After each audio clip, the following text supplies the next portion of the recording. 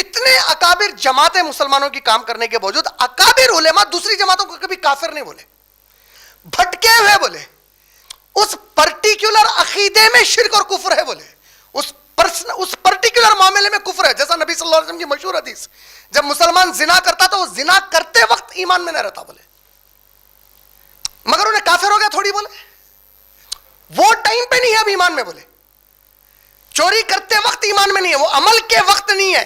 اسی طرح کوئی عمل میں انہیں ایسی چیز کر رہا جو اللہ کے ساتھ شرک اور کفر کر رہا ذات صفات میں، اس پرٹیکولر عمل میں نہیں ہے، لیکن اوور آل عقیدے میں تو انہیں اللہ کو ہی مان رہا. سمجھ میں آگے بات؟ اسی لیے وہ مشہور حدیث نبی صلی اللہ علیہ وسلم کی کیا ہے؟ 73 فرقے ہوں گے میری امت میں. 73 کیا ہوں گے بولے؟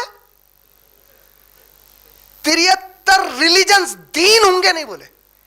میری امت کے 73 فرقے ہوں گے، ایک صحیح رہے گا، باقی جہنم میں جائیں گے. لیکن جو جہنم میں جائیں گے ان کی تفصیل پھر بتائی گئی. اگر ایک بار بھی سچے دل سے انہیں ایک بار بھی زندگی میں کوئی اس کے علاوہ نیکی کرا ہی نہیں بولے محمد صلی اللہ علیہ وسلم، کیا بولے؟ ایسا ایک بندہ رہے گا میری امت میں اللہ کا، یا ایسی عورت رہیں گی زندگی میں کوئی نیکی کرے ہی نہیں وہ لوگ، سوائے اس کے کہ ایک بار اس کے دل میں انہیں مانا تھا کہ اللہ کے سوا میرا معبود کوئی بھی نہیں.